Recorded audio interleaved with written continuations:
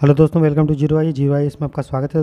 दोस्तों, यूपीएससी 2024 को टारगेट करते हुए हम लोग जो है यूपीएससी प्रीलिम्स के प्रीवियस ईयर क्वेश्चन को कर रहे हैं। तो इस सीरीज़ में हम लोगों ने 2013 का पूरा क्वेश्चन देख लिया है लगभग 60 तक, 2014 का पूरा 100 क्वेश्चन तक देख लिए हैं, 2015 का 30 क्वेश्चन तक देख लिए हैं। दोस्तों, एक एक क्वेश्चन का बहुत गहराई में एनालिसिस करवाया जा रहा है, एक एक ऑप्शन का करवाया जा रहा है और बहुत सारा चीज़ आपको बताया जा रहा है जो ऑप्शन से रिलेटेड है, ताकि जब यूपीएससी का पेपर आप देंगे 2024 का, तो आप देखेंगे 25 से 30 क्वेश्चन ऐसे होंगे, ठीक है, जो डायरेक्टली और इनडायरेक्टली प्रीवियस ईयर क्वेश्चन से लिंक होंगे।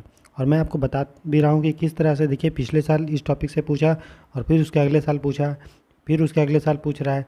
तो अगर एक एक ऑप्शन को और एक एक क्वेश्चन को आप अच्छे से एनालिसिस कर लेते हैं तो यूपीएससी निकालना आपके लिए कोई बड़ी बात नहीं है, क्योंकि हर बच्चा प्रीलिम्स में 15-20 नंबर से छूट जाता है। ठीक है, तो आसानी से प्रीवियस ईयर क्वेश्चंस को करके आप अपना नंबर 15-20-25 नंबर बढ़ा सकते हैं। ठीक है, इस लेक्चर को प्रेजेंट कर रहा हूँ मैं। दोस्तों, मेरा नाम राहुल बनवाला है, मैं ईपीएफओ में एक सिलेक्टेड ऑफिसर हूँ। साथ ही साथ मैंने यूपीएससी का मेंस 2020 में, यूपीपीसीएस का मेंस 2021 में दिया है। दोस्तों, चलिए शुरू करते हैं आज का लेक्चर। देखिए दोस्तों, ये 2015 का क्वेश्चन है।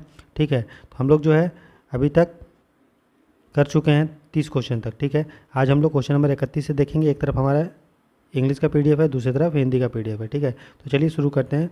क्वेश्चन नंबर 31 बोल रहा है, the terms agreement on agriculture, agreement on the application of sanitary and phytosanitary measures and peace clause appear in the news frequently in the context of the affairs of the. बोल रहा है agreement on agriculture, agreement on the ये जो है piece clause सामान्यतः प्राय समाचारों में किस मामलों के संदर्भ में आते हैं। दोस्तों, मैंने आपने मृणाल सर का इकोनॉमी जो है पूरा कंप्लीट पढ़ा है। ठीक है, लगभग 80 से 85% पढ़ा दिए हैं। उसमें कुछ 4-5 वीडियोज और आएंगे, उसका पूरा वो पीडीएफ आपका कंप्लीट हो जाएगा। ठीक है, ज़रूर देखिए प्लेलिस्ट में। तो वहाँ पे मैंने जब आपको WTO पढ़ाया था दोस्तों, तो वहाँ बताया था कि WTO में जो बैरियर होता है, जो एक देश दूसरे देश पे लगा सकता है पाबंदी, वो 2 टाइप का होता है। एक होता है टैरिफ बैरियर, टैरिफ मतलब टैक्स के रूप में हम बैरियर लगा सकते हैं व्यापार में, और दूसरा होता है नॉन टैरिफ बैरियर, जो टैक्स नहीं होगा।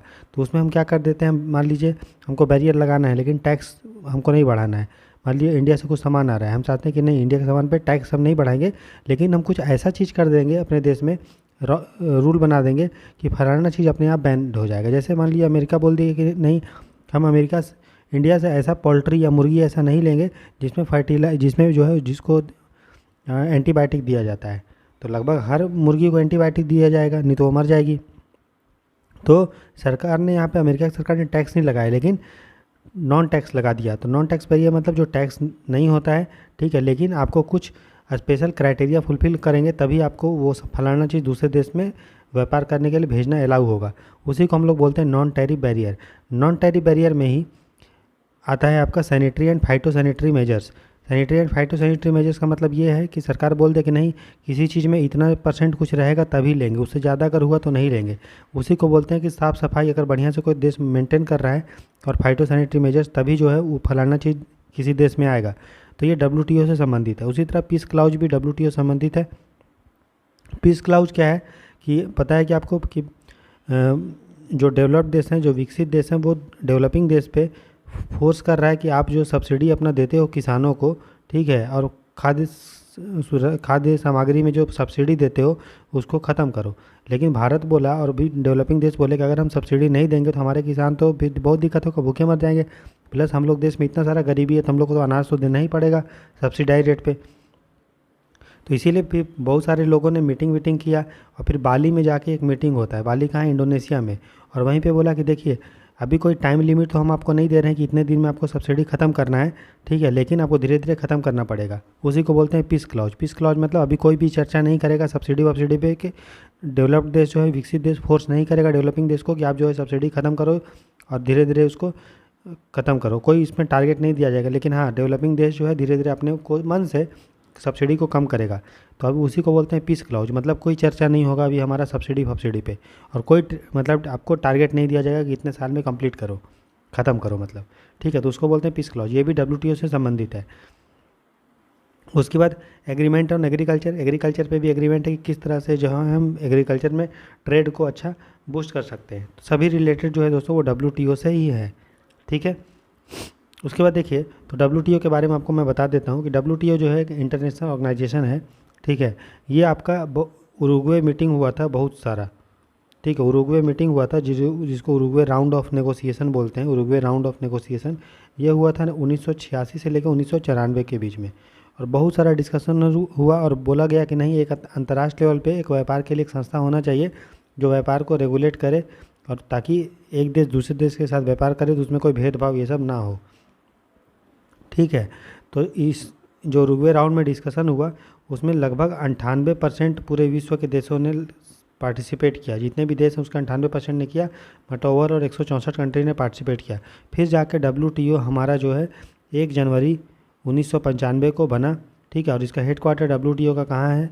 जेनेवा स्विट्ज़रलैंड में है। कहाँ है? जेनेवा स्विट्ज़रलैंड में। तो जो WTO बना वो उरुग्वे राउंड के द्वारा बना। और ठीक है, और पहला जो एग्रीमेंट हुआ वो हुआ आपका माराकेश में।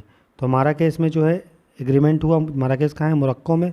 ठीक है, और उसमें WTO को एक मतलब रूप दे दिया गया। ठीक है, उरुग्वे राउंड में डिस्कशन हुआ, फिर WTO को 1 जनवरी 1995 में WTO का उदय हुआ।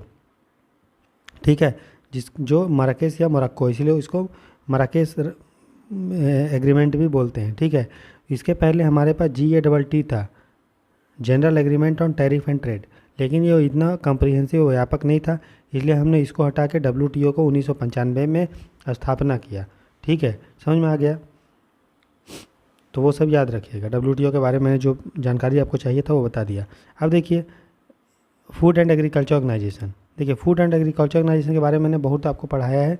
ठीक है, जब हम प्रीवियस ईयर क्वेश्चन डिस्कस कर रहे थे तो 14 का 13 का तो उसने बताए थे कि फूड एंड एग्रीकल्चर ऑर्गेनाइजेशन के बारे में। ठीक है, तो वहाँ से आप जब प्रीवियस ईयर क्वेश्चन देखेंगे 2013-14 वाला आपको सब वहाँ पे मिल जाएगा।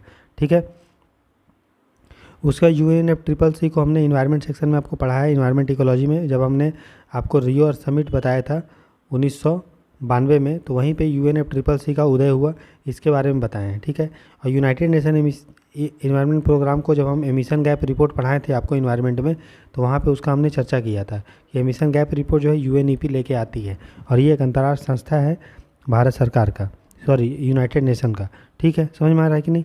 तो मैंने आपको इन्वायरमेंट में UNFCCC भी पढ़ाया है और UNEP भी पढ़ाया है। ठीक है, और जो FAO है वो प्रीवियस ईयर क्वेश्चन हम जब 13 और 14 का डिस्कस किए हैं तो उसमें पढ़ाए हैं, तो वहाँ से उसको देख लेंगे, नहीं तो क्या होगा कि दोबारा फिर रिपीट करना पड़ेगा दोस्तों, लेक्चर हो जाएगा थोड़ा लंबा। ठीक है, तो ये लेकिन आपका ये होमवर्क है कि ज़रूर देखिए जो मैंने आपको पढ़ाया है पहले। तो 31 का जो आंसर होगा दोस्तों C। तो हमको क्या करना है कि एक एक ऑप्शन को अच्छे से पढ़ना है। WTO के बारे में आपने जान गया, FAO के बारे में भी जानो जो मैंने आपको बताया है, UNEP के बारे में भी जानो जो मैंने आपको बता दिया है, UNFCCC के बारे में भी जानिए जो मैंने आपको बताया और बहुत डिटेल में बताएं। ठीक है, तो थोड़ा थोड़ा लिखेंगे तो आपको याद रहेगा। और UPSC प्रीवियस ईयर से मान लीजिए 2015 के क्वेश्चन से अगर FAO के बारे में बना दिया क्वेश्चन, तो अगर नहीं पढ़ेंगे तो आप बोलेंगे बाहर से क्वेश्चन आ गया।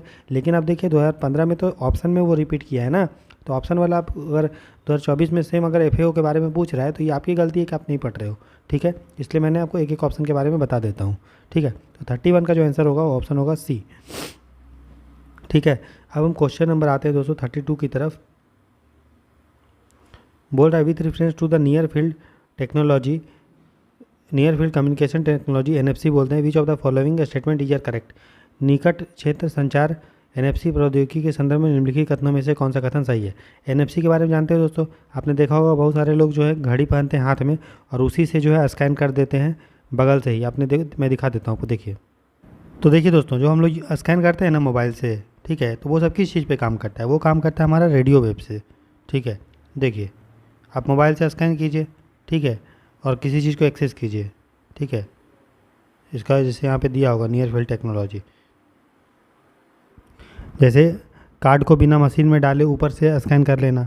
ठीक है, जो हमारा वो आपने देखा होगा जो टोल गेट पे नाके पे जो कटता है RFID, रेडियो फ्रीक्वेंसी आइडेंटिफिकेशन, वो भी नियर फील्ड तो नहीं है लेकिन रेडियो कम्युनिकेशन वेब पे काम कर रहा है, रेडियो वेब पे काम कर रहा है। तो NFC का मतलब होता है कि हम बिना मशीन में उस चीज़ को सटाए कम्युनिकेट कर लेते हैं, इसलिए बोलते हैं नियर फील्ड। लेकिन बहुत दूर नहीं होगा, नाम है नियर फील्ड। ठीक है, जैसे देखिए आप दिख रहा है कि यहाँ पे घड़ी पहना है तो कुछ स्कैन करना है, जैसे गेट का लॉकर खोलना है ना, गेट का लॉक खोलना है, तो ऐसे स्कैन करेगा गेट टड़ाक के खुल जाएगा। ठीक है, जैसे आपको स्कैन पेमेंट करना है तो बगल से घड़ी पहने है, उसमें लगा हुआ है technology RFI, radio frequency, near field technology, और वो मशीन में स्कैन किया और फिर आपका जो है घड़ी से आपका एटीएम कार्ड लिंक होगा, फिर वहाँ से पेमेंट हो गया। तो इसको बोलते हैं नियर फील्ड टेक्नोलॉजी। ठीक है, समझ में आ गया कि नियर फील्ड मतलब नज़दीक होगा, ज़्यादा दूर नहीं होगा, कुछ सेंटीमीटर या कुछ मीटर के डिस्टेंस पे होगा। ठीक है, उससे ज़्यादा नहीं हो सकता ये, समझे। और ये काम किस पे करता है, रेडियो वेव्स पे काम करता है। ठीक है, तो बोल रहा है कि देखिए it is a contactless communication technology that use electromagnetic radio field. सही बात है, आपका सैटेलाइट भी किस चीज़ पे काम करता है, रेडियो पे, लेकिन सैटेलाइट दूर होता है, वो फार फील्ड है। नियर फील्ड मतलब एकदम बगल में, फ्यू सेंटीमीटर में। एक आपको ने देखा होगा, आप तो गाड़ी में सब में RFID लगा होता है ना।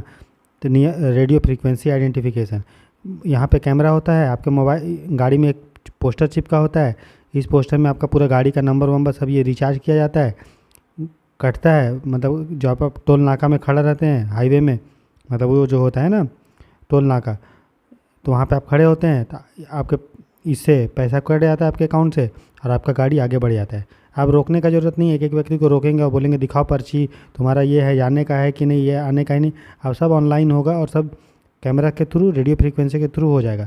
लेकिन उसको हम लोग RFID बोलते हैं, उसमें भी रेडियो फ्रीक्वेंसी यूज हो रहा है, लेकिन वो दूर है।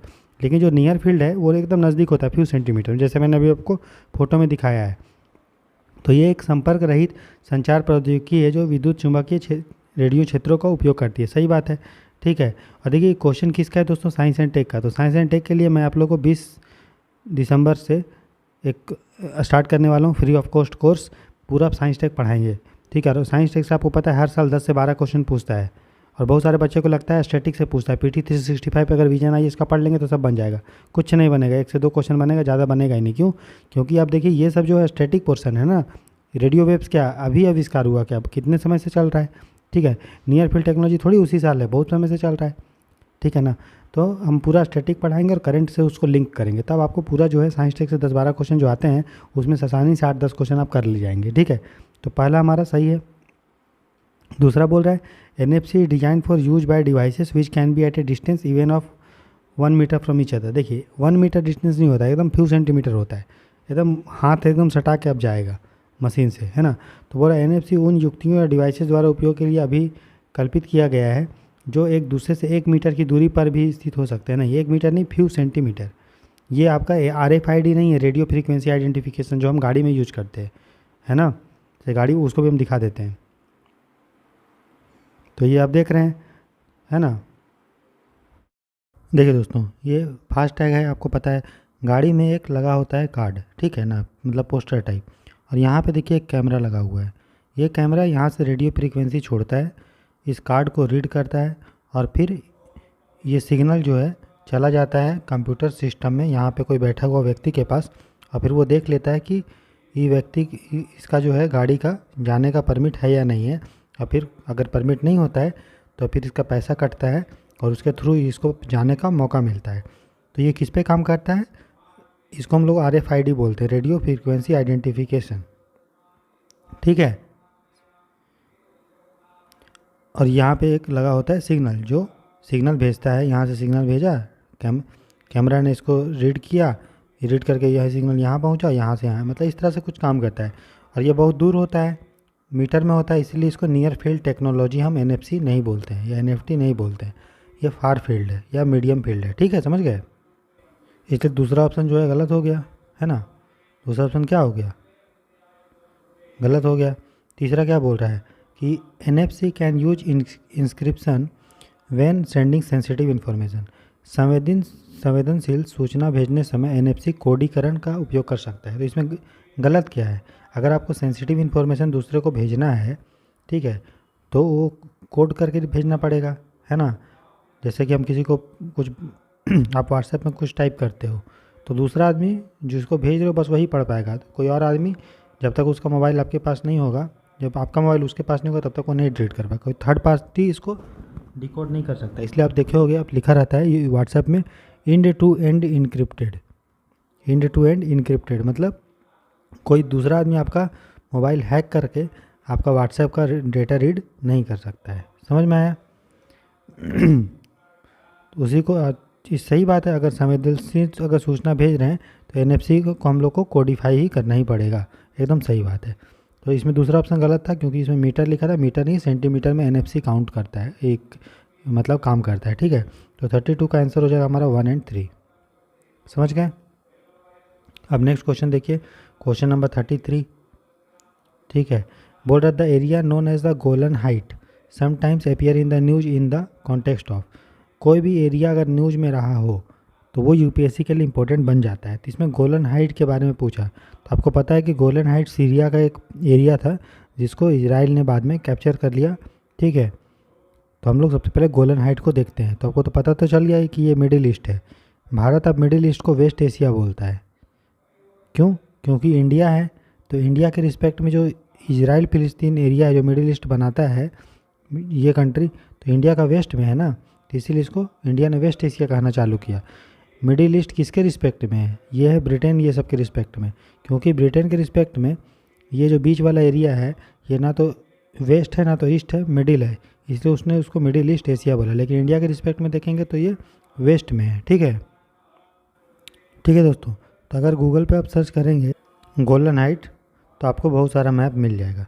तो अगर इस मैप को हम देखें, ठीक है, थोड़ा सा और कोई अच्छा मैप देखते हैं। हाँ, ये मैप ठीक दिख रहा है थोड़ा। तो अगर हम इस मैप को देखें दोस्तों, ठीक है, तो आप देख रहे हो कि ये वाला एरिया सीरिया का है, ठीक है, ये सीरिया है। तो इसका ये जो एरिया था पहले जो सीरिया के अंदर में था इसी को गोलन हाइट बोलते थे, ठीक है। और यहीं पे आपका कौन सा एक लेक है, ठीक है, एक क्या है, एक झील है, बगल में है इजराइल। गोलन हाइट के ऊपर है लेबनान, और सीरिया, इजराइल भी इसको टच करता है, लेबनान भी टच करता है, सीरिया भी टच करता है, ठीक है, और जॉर्डन भी टच करता है। मतलब टोटल 4 देश जो है वो गोलन हाइट को टच करता है, जॉर्डन, इजराइल, लेबनान और सीरिया, ठीक है। गोलन हाइट में ये जो झील है, ये जो समुद्र है, इसको सी ऑफ गैलीली भी बोलते हैं। क्या बोलते हैं? Sea of Galilee, GALILI, sea of Galilee भी बोला जाता है, ठीक है। गोलन हाइट से कुछ पानी निकलता है और यहाँ पे एक जॉर्डन नदी बहती है, ठीक है। तो जॉर्डन नदी बहती है, आपको इजराइल, आपको पता है इजराइल और जॉर्डन के बॉर्डर में हमारा जॉर्डन नदी बहती है। तो देखिए ये मैप थोड़ा क्लियर है, आप इसको, आपको दिख रहा है कि देखिए ये हमारा सीरिया है, ठीक है,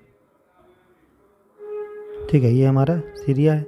उसके बगल में गोलन हाइट है जिस पे इजराइल का कैप्चर है, ठीक है। उसके ऊपर लेबनान है, इधर जॉर्डन है, ठीक है, और इधर इजराइल है। टोटल 4 देश हो गया। गोलन हाइट के बगल में यहाँ पे सी ऑफ गैलीली है, ठीक है। और सी ऑफ गोलन हाइट से जो भी पानी निकलता है वो सी ऑफ गैलीली में जाता है और कुछ पानी जॉर्डन नदी में जाता है। और जो जॉर्डन नदी है वो इजराइल और जॉर्डन के बीच में सीमा का निर्माण करती है।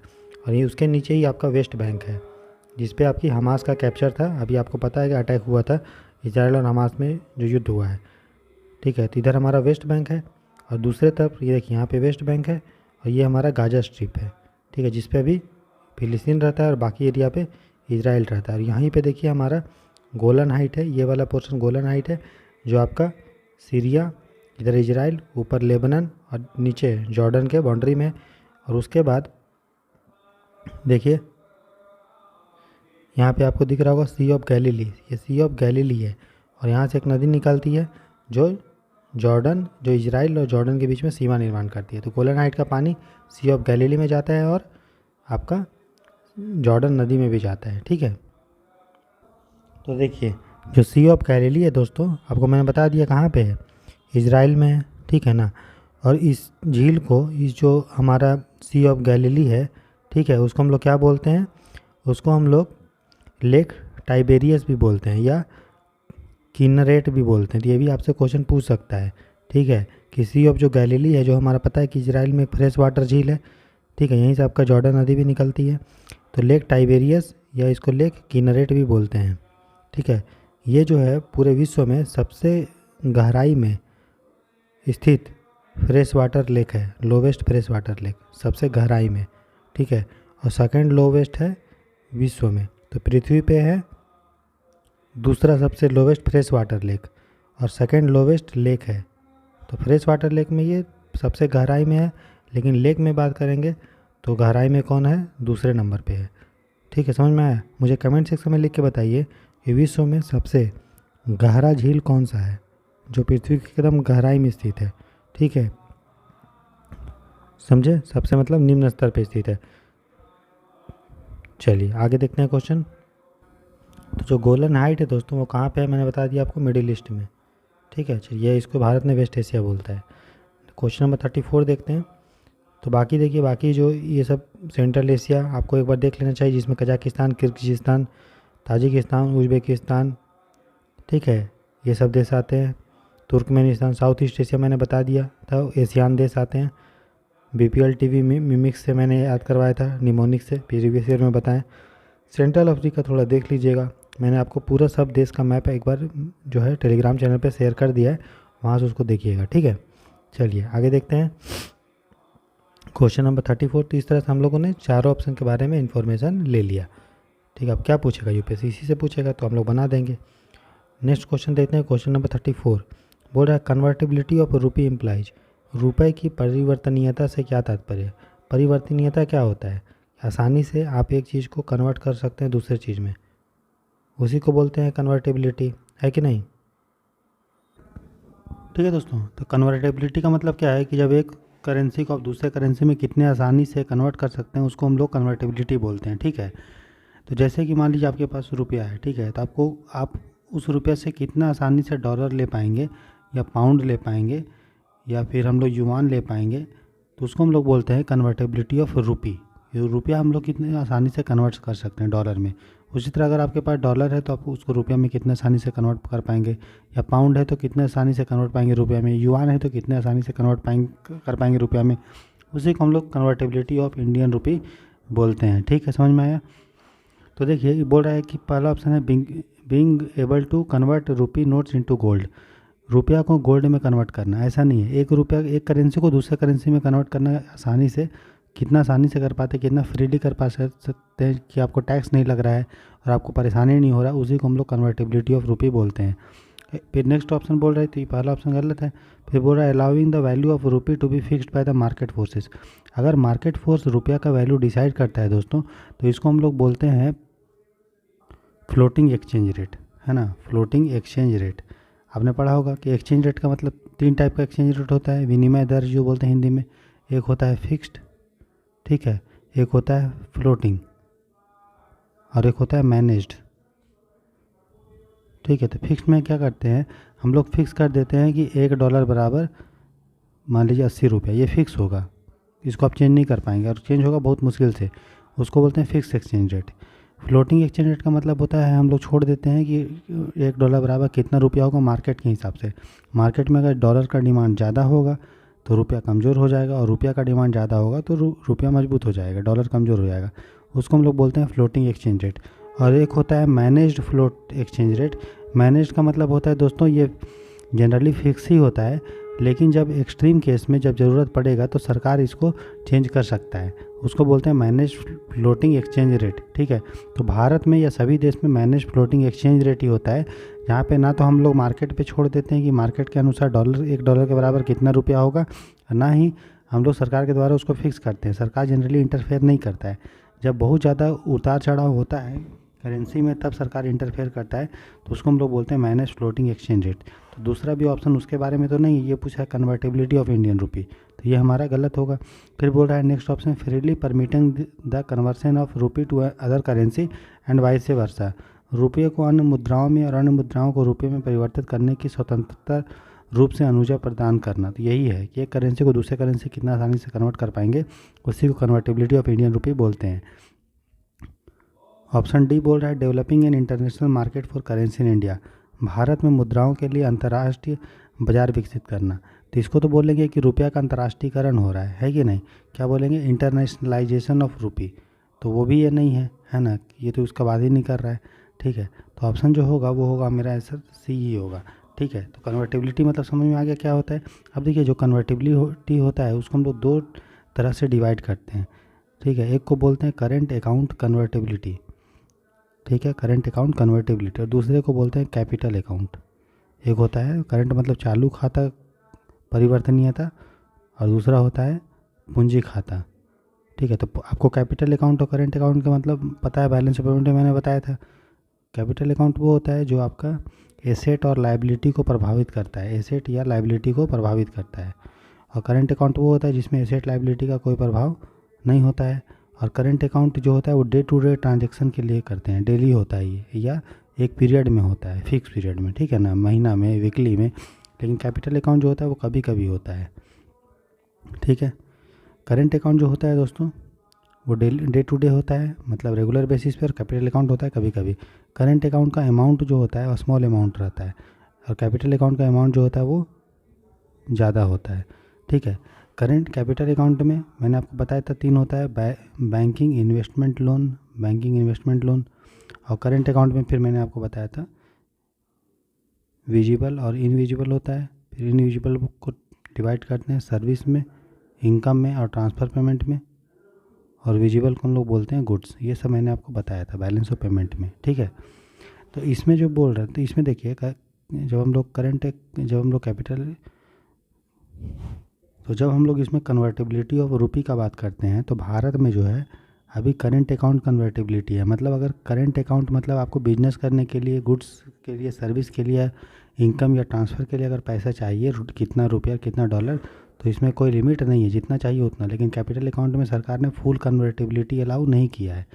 करेंट अकाउंट जो है उसमें आपका रुपया का फुल कन्वर्टिबिलिटी अलाउ है, लेकिन कैपिटल अकाउंट में रेस्ट्रिक्शन है कि अगर आपको कैपिटल अकाउंट के लिए डॉलर कन्वर्ट करवाना है, रुपया कन्वर्ट करवाना है, तो जितना रुपया आप लाएंगे उतना डॉलर आपको सरकार नहीं देगा, लिमिट करके देगा। ठीक है, पूरा रुपया का कन्वर्ट नहीं करेगा, उसको बोलते हैं full account convertibility. Capital account के लिए नहीं है, लेकिन करेंट अकाउंट के लिए आपका फुल अकाउंट कन्वर्टेबिलिटी है, फुल रुपी कन्वर्टेबिलिटी है। ठीक है, तो कन्वर्टिबिलिटी के लिए एक कमेटी बैठा था जिसका नाम था तारापुर कमेटी, तारापुर समिति। तो तारापुर समिति ने बोला था कि हम लोग को करेंट अकाउंट में तो कन्वर्टिबिलिटी अलाउ कर देना चाहिए जो भारत में है, लेकिन कैपिटल अकाउंट में भी धीरे धीरे करना चाहिए।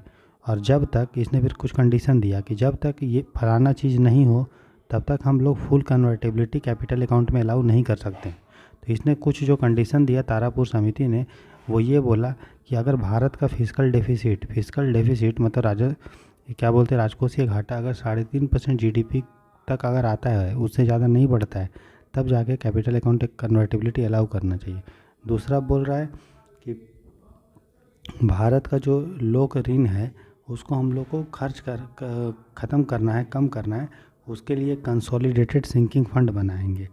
कंसोलिडेटेड सिंकिंग फंड बना के भारत का जो घाटा है, ऋण है, उसको कम करो, कंसोलिडेटेड सिंकिंग फंड बना के। तो दूसरा चीज़ इसने ये बोला कि जब ये 2 चीज़ हो जाए, फिर तीसरा चीज़ इसने बोला कि जब इन्फ्लेशन जो है, इन्फ्लेशन, ठीक है, वो 3 से 5% हो।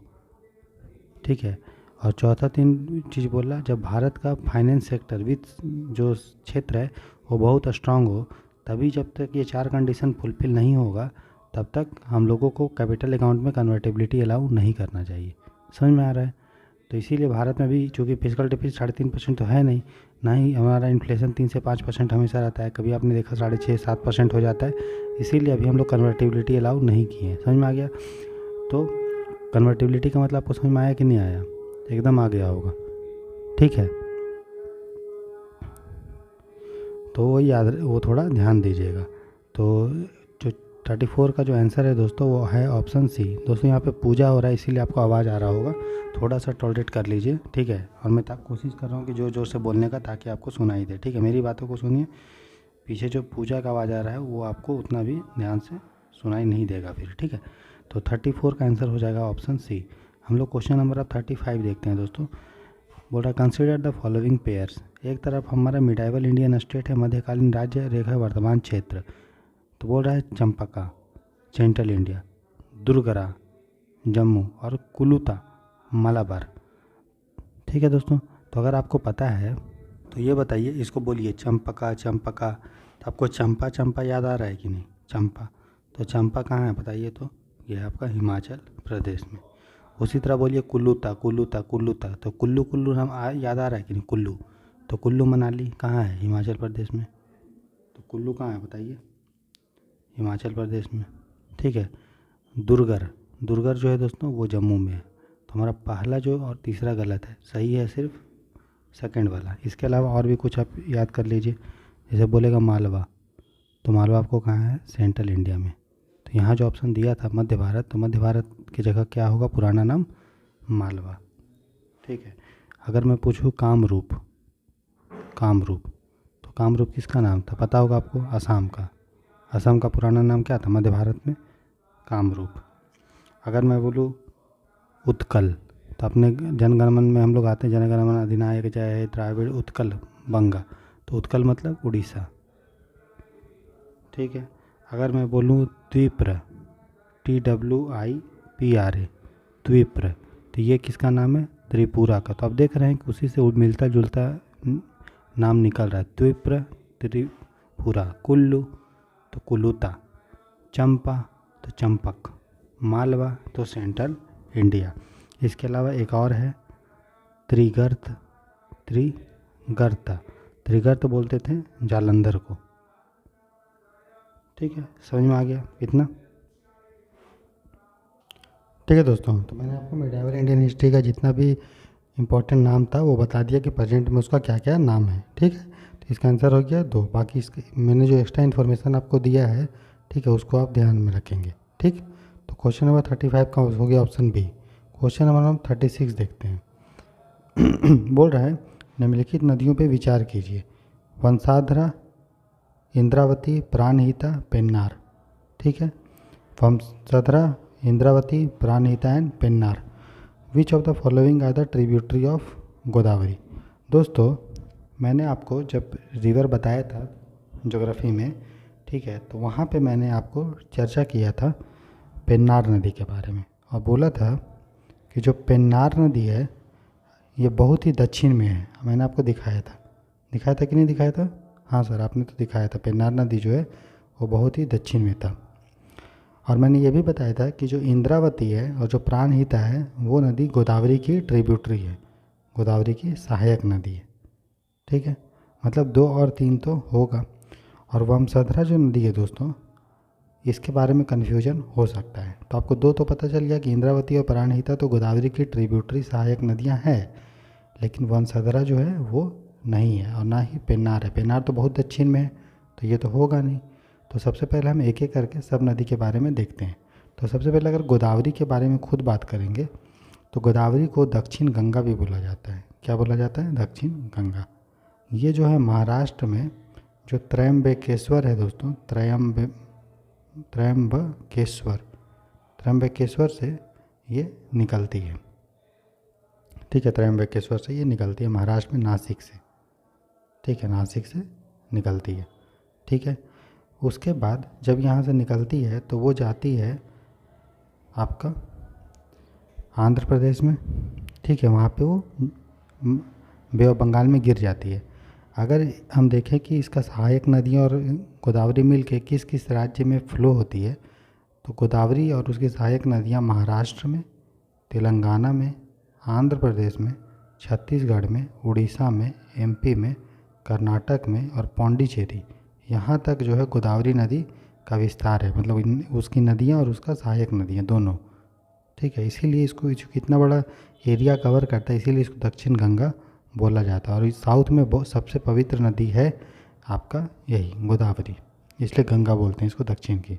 ठीक है, अगर हम इसका सहायक नदियाँ देखेंगे तो एक इसे गोदावरी है, तो कुछ नदियाँ इसका लेफ्ट हैंड से मिलती होगी, ठीक है, और कुछ नदियाँ राइट हैंड से मिलती होगी। तो जो नदी इसका लेफ्ट हैंड से मिल रही है उसको हम लोग लेफ्ट मतलब बायां ट्रिब्यूटरी बोलते हैं, बायां सहायक नदियाँ। तो गोदावरी की जो बाएं से नदियाँ मिलती है उनका नाम लिख लीजिए आप, धरना, पेनगंगा, वेनगंगा, ठीक है, वर्धा, प्राणहिता, पेंच, कान्हा, सबरी और इंद्रावती। तो ये जो नदियाँ हैं दोस्तों, धरना, पेनगंगा, वेनगंगा, वर्धा, प्राणहिता, पेंच, कान्हा, सबरी और इंद्रावती, ये गोदावरी को बायां से मिलती है। ठीक है, और जो नदियाँ गोदावरी को दाएं से मिलती है वो है आपका परवरा, मुल्ला, मूला नदी, मंजीरा नदी, मनेर नदी और पेड्डा वागू नदी। क्या नाम है? पेड्डा वागू। ये जो नदियाँ हैं गोदावरी को दायां से मिलती है। तो यहाँ पे देखिए इंद्रावती भी है और प्राणहिता भी है, तो मतलब 2-3 है, ठीक है। लेकिन पेन्नार नहीं है और ना ही वंशधरा है, ठीक है। तो आंसर होगा 2 और 3। तो हम लोग बाकी नदी के भी बारे में देख लेते हैं। तो अगर हम बात करेंगे वंशधरा नदी का, या इसको वंशधरा नदी भी बोलते हैं, तो ये जो नदी है दोस्तों ये उड़ीसा में बहती है। कहाँ बहती है? उड़ीसा में, ठीक है। तो एक नदी है उड़ीसा में रूसी कुल्या, ठीक है, रूसी कुल्या। और एक नदी आंध्र प्रदेश में है गोदावरी, ठीक है। तो उनके बीच में हमारा वंशधरा नदी बहती है, ठीक है। ये जो नदी है उड़ीसा से निकलती है और फिर बे ऑफ बंगाल में मिल जाती है आंध्र प्रदेश में।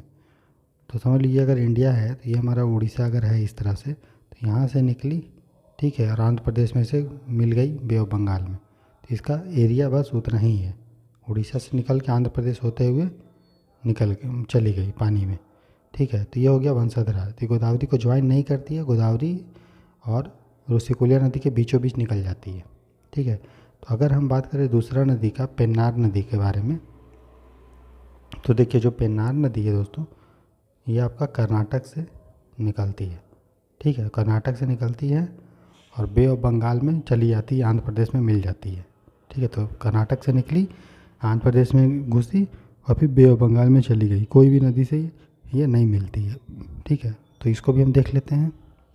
तो ये जो निकलती है कर्नाटक में, तो कर्नाटक में एक पहाड़ी है, नाम है उसका चेना कसावा, याद रखिएगा। चेना कसावा एक पहाड़ी है जिससे हमारा पेन्नार नदी निकलती है, ठीक है। देखिए दोस्तों ये है हमारा साउथ इंडिया की इम्पोर्टेंट नदी, ठीक है। तो अगर आप देखेंगे, अगर ऊपर से हम लोग देखें तो ये दामोदर हो गया जो आपका झारखंड में बहता है, ये ब्रह्मणी नदी हो गई जो उड़ीसा में बहती है, ये महानदी हो गई, ठीक है। ये आपका चिल्का झील हो गया बगल में, महानदी के बगल में। ये नर्मदा हो गया, ध्यान से देखिएगा। ये ताप्ती नदी या ताप्ती बोलते हैं उसका। देखिए ये बड़ी सी नदी जो है वो गोदावरी है, ठीक है।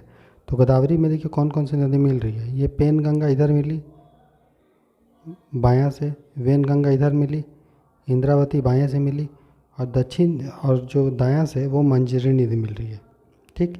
उसी तरह ये कृष्णा नदी है, ये वाला आप देख रहे हैं, ठीक है। दोनों आंध्र प्रदेश में डेल्टा बनाती है। ये भीमा नदी हो गई जो मिल रही है, तुंगभद्रा नदी और हंगरी नदी ये इधर से इसको मिल रही है, ठीक है। उसका देखिए ये पेन्नार नदी है, ठीक है।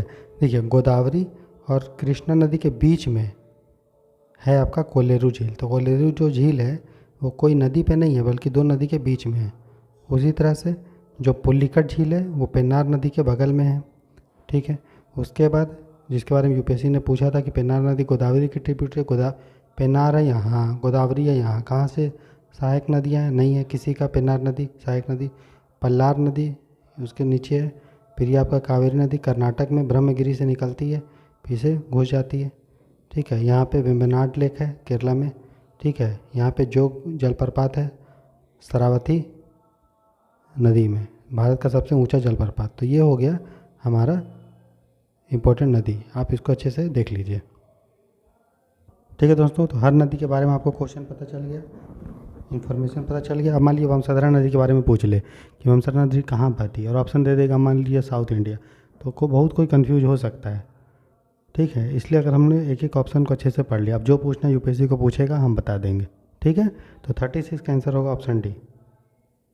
क्वेश्चन नंबर हम 37 देखते हैं। बोल रहा है when a bill is refer to a joint sitting of both the houses of the parliament it has to be passed by. Joint sitting आपको पता है, ठीक है। संविधान का आर्टिकल 108 के तहत संयुक्त बैठक होता है। संयुक्त बैठक कब होता है? जब मान लीजिए कोई बिल पे लोकसभा या राज्यसभा दोनों में क्या है, टकराव है, सहमति नहीं बन पा रहा है, डिसएग्रीमेंट है, लेकिन वो मनी बिल नहीं होना चाहिए, क्योंकि मनी बिल में जॉइंट सिटिंग नहीं होता है। वो कॉन्स्टिट्यूशन अमेंडमेंट बिल, संविधान संशोधन विधेयक जो नहीं होना चाहिए, आर्टिकल 368 वाला, अगर ये दोनों हुआ, मनी बिल आर्टिकल 110 वाला और संविधान संशोधन विधेयक आर्टिकल 368 वाला, तो उसमें जॉइंट सिटिंग संयुक्त बैठक नहीं होगा। लेकिन ऑर्डिनरी केस में जॉइंट सिटिंग होगा। तो जब भी जॉइंट सिटिंग होता है तो लोकसभा राज्यसभा मिल के साथ में बैठता है। उसके बाद दोनों सदन में से मैक्सिमम 50% अगर उसको पास कर देंगे, जितने लोग आए हैं और वोट करेंगे तो वो पास हो जाएगा। तो जॉइंट सिटिंग में जो भी बिल होता है वो simple majority of the members present and voting से पास होता है, कि कितने लोग आए हैं और कितने लोग उसको वोट दे रहे हैं। इसको जॉइंट सिटिंग बोलते हैं। क्यों होता है? ताकि इसको हम लोग जो दोनों के बीच में असहमति है उसको दूर कर पाएँ। ठीक है, जनरली होता है कि आपको पता है कि लोकसभा का सीट कितना होता है, 545, और राज्यसभा का सीट कितना है, 245 के आसपास। तो टोटल जोड़ देंगे तो कितना हो जाएगा, 790 के आसपास, है ना।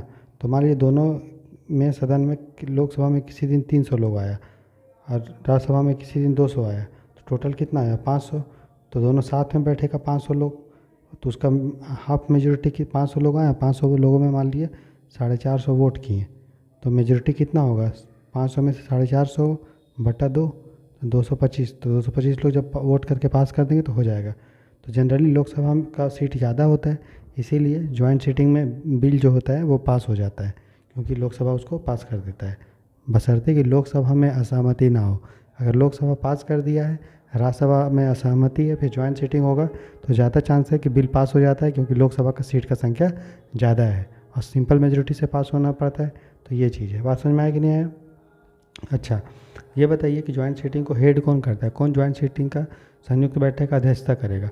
तो संयुक्त बैठक का अध्यक्षता करते हैं भारत के जो लोकसभा है उसके स्पीकर, और लोकसभा का स्पीकर अगर छुट्टी है तो लोकसभा का डिप्यूटी स्पीकर। ठीक है, और अगर मान लो ये भी नहीं है, ठीक है, तब जाके राज्यसभा का डिप्यूटी चेयरमैन करता है। ठीक है, याद रखिएगा। तो लोकसभा का स्पीकर होता है वो संयुक्त बैठक का अध्यक्षता करता है, वो नहीं होगा, छुट्टी पे होगा, तो डिप्यूटी स्पीकर, वो भी अगर नहीं अब ये काम कर पाएगा, उसका भी ऑफिस अगर खाली है, तो डिप्यूटी चेयरमैन किसका, राज्यसभा का। कहने का मतलब राज्यसभा का जो चेयरमैन होता है वो कभी भी जॉइंट सीटिंग का हेड नहीं करता है। ठीक है, या तो स्पीकर करेगा, वो नहीं हुआ तो डिप्यूटी स्पीकर, वो नहीं हुआ तो डिप्यूटी चेयरमैन। ठीक है, ये मैंने एक्स्ट्रा इन्फॉर्मेशन आपको दे दिया। ठीक है, तो 37 का आंसर हो गया ऑप्शन ए। आपका काम क्या है कि एब्सोल्यूट जो मेजोरिटी होता है, सदनों का पूर्ण बहुमत, इससे कौन कौन सा बिल पास होता है। ठीक है, तो आप गूगल पे सर्च करेंगे कि जो एब्सोल्यूट मेजोरिटी है किसके लिए है, कौन से चीज़ के लिए है, तो आपको गूगल पे आर्टिकल मिल जाएगा। ठीक है, तो उसको पढ़ लीजिएगा। तो ये आपका होमवर्क है कि आप प्राप्त करें कि एब्सोल्यूट मेजोरिटी से हम क्या करते हैं पार्लियामेंट में। ठीक है, और 2/3 मेजोरिटी से क्या करते हैं पार्लियामेंट में, और 3/4 मेजोरिटी तो कुछ नहीं होता है, ये आप छोड़ दो। तो ये तो इंडिया के पार्लियामेंट में जो भी बिल होता है, कोई कोई बिल को हम लोग एब्सोल्यूट मेजोरिटी से पास करते हैं। तो एब्सोल्यूट मेजोरिटी क्या होता है और कैसे पास करते हैं, ये आपको खुद से गूगल सर्च करके देखना है। और 2/3 मेजोरिटी से कब पास होता है वो भी आपको गूगल करके देखना है। ठीक है, तो ये आपका होमवर्क है। इसके अलावा कि इफ़ेक्टिव मेजोरिटी होता है, इफ़ेक्टिव मेजोरिटी ये क्या होता है और ये किसके लिए ज़रूरी है, ये भी आप देखिएगा गूगल करके। ये जो तीनों मेजोरिटी मैंने बताया, इफ़ेक्टिव मेजोरिटी या 2/3 वाला और या एब्सोल्यूट मेजोरिटी वाला, इसको मैंने लक्ष्मीकांत के पॉलिटी में पढ़ाया है। या तो आप गूगल कर लीजिए, ठीक है, या तो फिर लक्ष्मीकांत का आप प्लेलिस्ट देख लीजिए, उसके के पार्लियामेंट के चैप्टर में, या फिर मेजोरिटी वाला मैंने जहाँ पढ़ाया होगा वहाँ पे वो दिया होगा। ठीक है, तो दोनों में से आप कोई भी काम कर सकते हैं, या तो गूगल पे सर्च कर लो या फिर प्लेलिस्ट में आप पॉलिटी का देखिएगा तो वहाँ पे उसको कवर होगा दोस्तों। ठीक है, तो हम लोग का क्या होगा, आंसर तो हो गया ये, लेकिन एक्स्ट्रा इन्फॉर्मेशन जो मैंने आपको दिया और जो होमवर्क दिया उसको आप ध्यान दीजिएगा। ठीक है, चलिए अब क्वेश्चन नंबर हम 38 की तरफ बढ़ते हैं।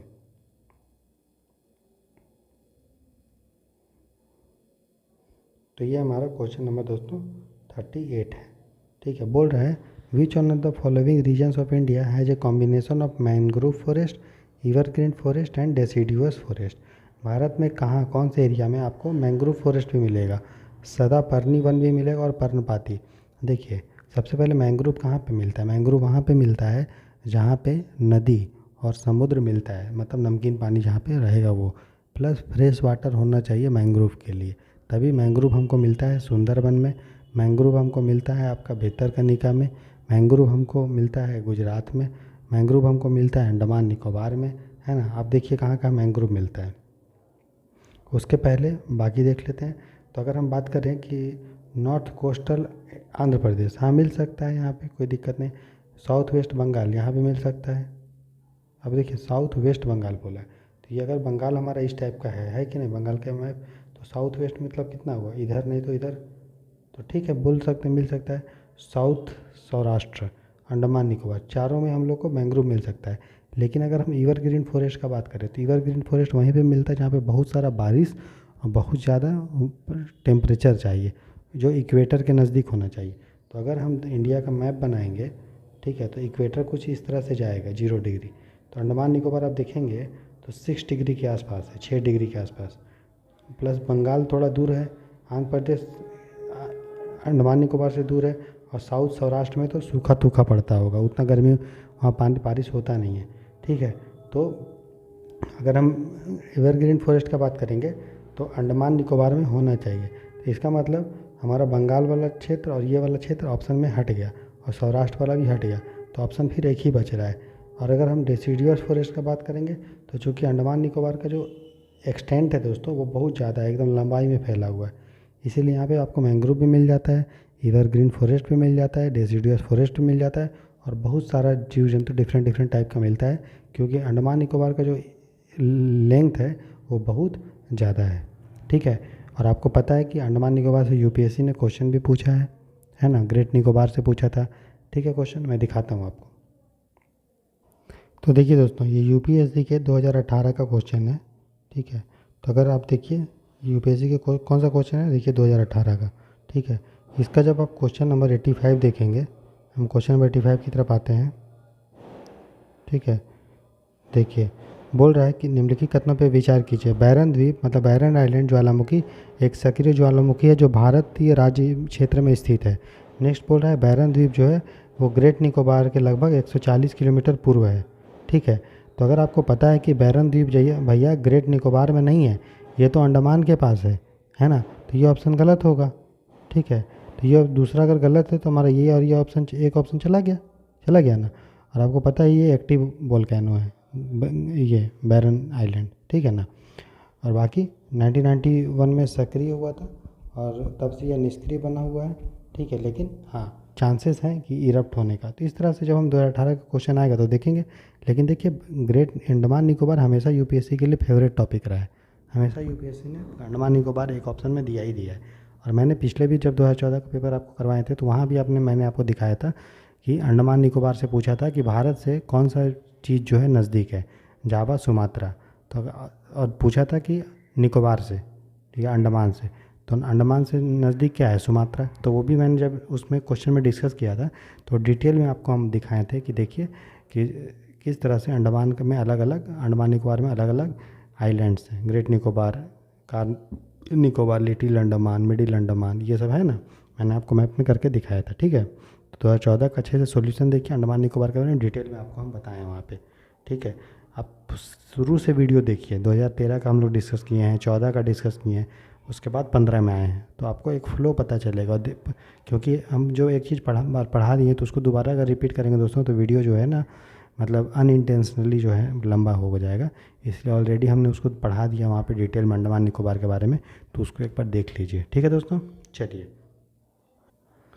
तो आप देख रहे हैं कि जो हमारा अंडमान निकोबार है वहाँ पे आपको मैंग्रोव भी मिलेगा, वहाँ पे आपको एवरग्रीन भी मिलेगा और यहाँ पे आपको डेसिडुअस फॉरेस्ट भी मिलेगा, तीनों मिलेगा, ठीक है। तो देखिए भारत में कहाँ कहाँ मैंग्रोव मिलता है और भारत में कहाँ कहाँ कोरल रीफ मिलता है, उसका मैप अभी आप देख लीजिए। तो देखिए दोस्तों ये इंडिया का मैप है जिसमें मैंग्रोव के बारे में बताया गया है। तो पूरे विश्व में सबसे ज़्यादा जो मैंग्रोव है वो सुंदरबन में है। दूसरे नंबर पे जो मैंग्रोव है वो हमारा भीतरकनिका में है, जो आपका उड़ीसा में है, मतलब महानदी के आसपास, ठीक। उसके बाद देखिए अंडमान निकोबार में भी मैंग्रोव है, कृष्णा गोदावरी में भी मैंग्रोव है, कावेरी में भी है, ठीक है। उसके बाद गोवा में भी है, रत्नागिरी में भी है, गल्फ ऑफ खंभात में भी है, गल्फ ऑफ कच्छ में भी है। तो ये हो गया। उसके बाद अगर हम देखें कि कोरल रीफ कहाँ पे मिलता है तो वो भी देख लीजिए। तो देखिए दोस्तों ये भारत में कोरल रीफ है, तो आप देख रहे हैं भारत के ईस्ट कोस्ट पे हमें कोरल रीफ ज़्यादा नहीं मिलता है, जो भी कोरल रीफ मिला है वो वेस्ट कोस्ट पे मिला है। देखिए गल्फ ऑफ कच्छ में मिला है, मुंबई गोवा के क्षेत्र में मिला है, लक्षद्वीप में कोरल रीफ है, गल्फ ऑफ मन्नार तमिलनाडु के आसपास है, श्रीलंका में थोड़ा सा कोरल रीफ है और अंडमान निकोबार में कोरल रीफ है। ठीक है, याद रखिएगा।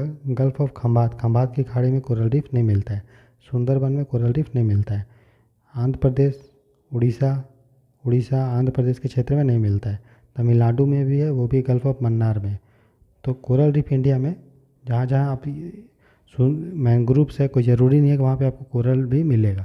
तो ये दोनों मैप आप कंपेयर करके पढ़िएगा कि कहाँ कहाँ इंडिया में कोरल रीफ मिलता है, और इसके पहले मैंने आपको बताया कहाँ कहाँ इंडिया में मैंग्रोव मिलता है। ठीक है, तो दोनों को कंपेयर करके पढ़ेंगे तो आसानी होगा। ठीक है, तो इसका जो आंसर है दोस्तों वो 38 का डी है। बाकी मैंने डिटेल में आपको पूरा अच्छे से बता दिया। ठीक है, अब क्वेश्चन नंबर हम 39 देखते हैं। ठीक है, बोल रहा है which of the following kingdoms were associated with the life of Buddha.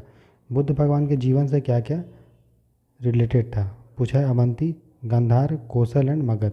तो मैंने आपको पढ़ाया था इसके बारे में कि देखिए अवंती एमपी में है, और ये सब चारों ऑप्शन क्या है, ये चारों ऑप्शन है महाजनपद। क्या है, महाजनपद है। ठीक है, और ये क्वेश्चन जो है दोस्तों सेम टू सेम रिपीट कर गया था 14 में आया, फिर 15 में भी आ गया। ठीक है, तो क्वेश्चन भी यूपीएससी कभी कभी रिपीट करता है। वैसे आप तो रिपीट नहीं हो रहा है, लेकिन ऑप्शन ज़रूर रिपीट करता है। तो अगर ऑप्शन के बारे में आपको जानकारी है, ठीक है, तो क्लियर हो जाएगा, कोई भी दिक्कत नहीं होगा। ठीक है, तो देखिए अवंती है, ये भी एक महाजनपद था, गांधार भी था, कौशल भी था और मगध भी था। ठीक है, तो इन जो महाजनपदों में जो महाजनपद में बुद्ध जिससे जुड़े हुए थे वो आपका था कौशल और था मगध। मगध में ही आपका जो है राजगीर है, वहीं पे बोध गया है, वहीं पे बुद्ध को भगवान को ज्ञान की प्राप्ति हुई थी। जो कौशल है यहीं से इसकी शायद माँ जो थी वो जुड़ी थी, मम्मी है ना। गांधार है अभी का पाकिस्तान अफगानिस्तान एरिया में, ये बुद्ध से जुड़े नहीं थे, और अवंती भी जुड़ा नहीं था। तो आंसर जो होगा वो होगा 3 और 4। क्या होगा, 3 और 4। तो इस ऑप्शन के द्वारा आपको जो महाजनपद के बारे में पढ़ लेना चाहिए। ये चूँकि ये क्वेश्चन 2014 में आया है, मैंने इसको ऑलरेडी पढ़ा दिया है, तो यहाँ पे रिपीट करने से वो अच्छा नहीं है। 2014 का क्वेश्चन आप देखिए, एक एक करके 100 क्वेश्चन तक डिस्कस किए हैं, आपको बहुत जानकारी मिलेगा समझने में। वैसे मैं यहाँ पे थोड़ा सा आपको रेफरेंस दे देता हूँ। तो देखिए दोस्तों, ये एनसीईआरटी का मैप है। ठीक है, इस मैप के द्वारा यहाँ पे ये हम बताना चाह रहे हैं, ठीक है, कि किस तरह से हमें महाजनपद को पढ़ना है। तो टोटल 16 महाजनपद थे, आपको पता है 500 ईसा पूर्व। तो मेन जो महाजनपद था वो था मगध, जिसकी राजधानी थी राजगीर। अंग की राजधानी थी चंपा।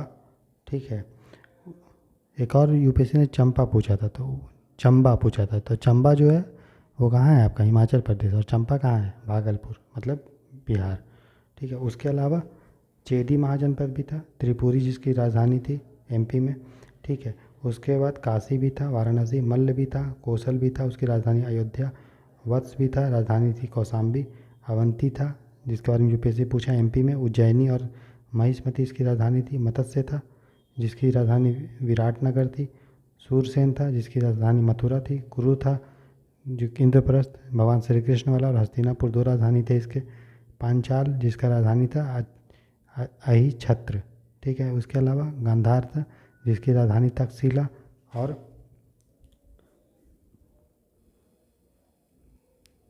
पुष्कलवती भी पूछ सकता है कहाँ था, तो याद रखिएगा पाकिस्तान में। कंबोज भी था महाजनपद जिसकी राजधानी थी कपिसी। ठीक है, इसके अलावा साउथ में एक ही महाजनपद था, ठीक है, जो आपका अस्मक के नाम से था। ठीक है, और इसका राजधानी था पौडन्यापुर। ठीक है, बाकी आपको जो ये छोटा छोटा दिख रहा है ना, ये थे जनपद, और जो बहुत बड़ा जनपद होता था उसको बोलते थे महाजनपद। तो 16 महाजनपद थे, और सबसे पावरफुल शुरू में धीरे धीरे करके मगध हो गया, अवंती भी पावरफुल था। ठीक है, बाद में फिर मगध सबसे पावरफुल हो गया, और ये छोटे छोटे जो दिख रहे हैं ये सब जनपद है। तो इसका नाम भी आप याद रखिएगा, क्या पता पूछ ले कि कौन सा स्टेट में है। तो मोटा मोटा अगर पता होगा कि पूछ ले पट्टाला के बारे में, तो पता होना चाहिए कि पट्टाला जो है आपका वो पाकिस्तान में है। मान लीजिए पूछ दिया आपसे सुहमा के बारे में, तो पता होना चाहिए भाई सुहमा जो है आपका उड़ीसा के आसपास है। तो इतना अगर पता है तो बन जाएगा ये क्वेश्चन महाजनपद से। समझ में आ गया? तो इस तरह से आप जनपद और महाजनपद का देख लीजिएगा। इधर आपका आकेमेनिड एम्पायर था, जिसको हम लोग ग्रीक एम्पायर या बोलते हैं, या फिर अफगानिस्तान वाला एम्पायर को बोलते हैं। ठीक है, समझ गया? तो चलिए ये हो गया। अब हम लोग आते हैं क्वेश्चन की तरफ। तो देखिए आपको पता चल गया, ये जो क्वेश्चन था ये यूपीएससी ने अपने मन से नहीं बना दिया, ये महाजनपद से बना। और पता है आपको कि बुद्ध का भी समय जो है महाजनपद का था। तो ये एकदम अच्छा क्वेश्चन है। कितना अच्छा क्वेश्चन है कि महाजनपद को रिलेट कर दिया कि बुद्ध से कौन सा जुड़ा हुआ था। कितना अच्छा क्वेश्चन है कि नहीं। चलिए क्वेश्चन नंबर हम अब देखते हैं 40, लास्ट क्वेश्चन आज का। बोले विच one of the following is associated with the issue of control and phasing out of the use of ozone depleting substance. दोस्तों इन्वायरमेंट में हमने आपको पढ़ाया था कि ओजोन को अवक्षय करने वाले पदार्थों के प्रयोग पर नियंत्रण करने और उन्हें चरणबद्ध रूप से बाह्य करने के मुद्दे के लिए कौन सा है, तो हमारा है वो मॉन्ट्रियल प्रोटोकॉल। कौन है? Montreal protocol. इसके बारे में डिटेल में मैंने आपको इन्वायरमेंट इकोलॉजी में दोस्तों पढ़ाया था। ठीक है, तो उसको ज़रूर देखिए, वहाँ पे पूरा इन्वायरमेंट इकोलॉजी अच्छे से पढ़ाया गया है। ठीक है, अगर हम बात करें कि ओजोन को वो सब्सटेंस डिप्लीट करता है जिसमें क्लोरीन होगा या फिर ब्रोमीन होगा या आयोडीन होगा। ठीक है, जिसमें सिर्फ और सिर्फ फ्लोरीन है, जिस कंपाउंड में सिर्फ और सिर्फ फ्लोरीन, याद रखिए ना तो उसमें क्लोरीन है या ब्रोमीन है। अगर फ्लोरीन सिर्फ अकेले है हाइड्रोजन और कार्बन के साथ तो वो ओजोन को डिप्लीट नहीं करता। जैसे मैं बोलूँ हाइड्रोजन फ्लोराइड, तो क्या ये ओजोन को डिप्लीट करेगा, ओजोन को नुकसान पहुंचाएगा? नहीं, क्योंकि इसमें सिर्फ फ्लोरीन है हाइड्रोजन के साथ। लेकिन मैं लिख दूँ हाइड्रोफ्लोरोक्लोरोकार्बन, HFC लिख दूँ, हाइड्रोफ्लोरोक्लोरोकार्बन, या HCFC लिखूँ, हाइड्रोक्लोरोफ्लोरोकार्बन। तो क्लोरीन आ गया। तो जिसमें भी फ्लोरीन को छोड़ के कोई भी अगर हमारा हाइड्रोजन है, कोई भी हाइलेंस है, मतलब क्लोरीन है, ब्रोमीन है, आयोडीन है, तो वो सारा गैस ओजोन को डिप्लीट करता है। तो उसी को रोकने के लिए हम लोग जो है ओजोन डिप्लीटिंग सब्सटेंस को दूर करने के लिए हम लोग मॉन्ट्रियल प्रोटोकॉल जो है 1987 में लेके आए थे। मॉन्ट्रियल प्रोटोकॉल ओजोन को बचाने के लिए। ठीक है, और जो लागू हुआ 1989 में। और ओजोन लेयर को प्रोटेक्ट करने के लिए हम लोग लेके आए हैं वियना प्रोटोकॉल। तो वियना प्रोटोकॉल किसके लिए है, या वियना कन्वेंशन किसके लिए है? ये है ओजोन के लेयर को प्रोटेक्ट करने के लिए, और ओजोन डिप्लीटिंग सब्सटेंस उसको ख़त्म करने के लिए हमारे पास है मॉन्ट्रियल प्रोटोकॉल। ठीक है, समझ में आया। उसके बाद अगर हम बात करूँ ब्रिटेन वुड्स कॉन्फ्रेंस का, तो आपको पता होना चाहिए कि ब्रिटेन वुड्स कॉन्फ्रेंस के द्वारा ही वर्ल्ड बैंक और जो IMF का जन्म हुआ है वो ब्रिटेन वुड्स कॉन्फ्रेंस से हुआ है। ठीक है, क्योटो प्रोटोकॉल किसके लिए है, तो ये मैंने बताया था ग्रीन हाउस गैस के लिए है। और नागोया प्रोटोकॉल मैंने बात किया था, ये बायोडाइवर्सिटी के लिए। तो सारा चीज़ आपको पढ़ाया गया है इन्वायरमेंट इकोलॉजी में, ज़रूर देखिए। यहाँ पे एक्स्ट्रा इन्फॉर्मेशन और दे देते हैं कि जो ओजोन होता है दोस्तों, ठीक है, वो O3 बोलते हैं। ठीक है, ओजोन दो टाइप का होता है, एक होता है अच्छा ओजोन, गुड ओजोन, और एक होता है बैड ओजोन। तो जो अच्छा ओजोन होता है, तो ये हमारा अगर अर्थ है तो अर्थ का जो स्ट्रेटोस्फेयर होगा, जैसे पता है आपको एटमॉस्फेयर का 4 लेयर होता है। सबसे नीचे होता है ट्रोपोस्फेयर, फिर स्ट्रेटोस्फेयर और मिसोस्फेयर और थर्मोस्फेयर। तो जो ट्रोपोस्फेयर में ओजोन होता है वो बहुत ख़तरनाक होता है, वो एक ग्रीन हाउस गैस है, वो पोल्यूटेंट है एक तरह का। लेकिन जो ओजोन स्ट्रेटोस्फेयर में होगा, समताप मंडल में होता है, वो सूरज के अल्ट्रावायलेट किरण से हम लोग को बचाता है। ठीक है, तो वो ओजोन अच्छा है जो समताप मंडल में स्ट्रेटोस्फेयर में है।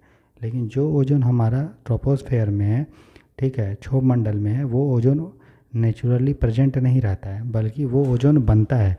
तो ये सारे के बारे में हमने आपको इन्वायरमेंट इकोलॉजी में पढ़ाया है, तो ज़रूर देखिए उसको, आपको सब अच्छे से समझ में आएगा कि मैं क्या बोल रहा हूँ। ठीक है, फिर ओजोन कितना मोटाई होता है उसको नापने के लिए हम लोग एक यूनिट यूज करते हैं। जिस तरह कपड़ा की लंबाई को हम लोग मीटर में नापते हैं, सेंटीमीटर में नापते हैं, उसी तरह ओजोन का जो लेयर है उसका मोटाई को हम लोग डॉप्सन यूनिट में नापते हैं। किस में नापते हैं? Dobson unit. और 100 डॉप्सन यूनिट मतलब होता है एक, ठीक है, तो 100 डॉप्सन यूनिट के बराबर होता है 1 मिलीमीटर। ये याद रखिएगा, अगर पूछ ले यूपीएससी कि डॉप्सन यूनिट किसके लिए है, तो आपको पता होना चाहिए ओजोन को हम लोग जो नापते हैं मोटाई, वो डॉप्सन यूनिट में नापते हैं। ठीक है, तो जो 40 का आंसर होगा वो होगा ऑप्शन बी। ठीक है दोस्तों, तो इस तरह से हम लोगों ने एक एक ऑप्शन को अच्छे से एनालिसिस किया। आशा करते हैं कि ये आपको डिस्कशन जो है पसंद आया होगा। और दोस्तों अगर पसंद आया तो प्लीज़ चैनल को लाइक शेयर सब्सक्राइब कीजिए। ठीक है, और अपने दोस्तों के साथ शेयर कीजिए। दोस्तों मेरा मकसद यही है कि बस आप लोग को अच्छा क्वालिटी कंटेंट मिले और आसानी से आप यूपीएससी प्रीलिम्स में दोस्तों सफलता प्राप्त करें। ठीक है, आप लोग के लिए एक अनाउंसमेंट है। ठीक है, जैसा सबको पता होगा कि आप लोगों की पढ़ाई और अच्छे से चले, और जनवरी से लेके मई तक, मई हमारा कब है? 26 मई को हमारा पेपर है प्रीलिम्स का।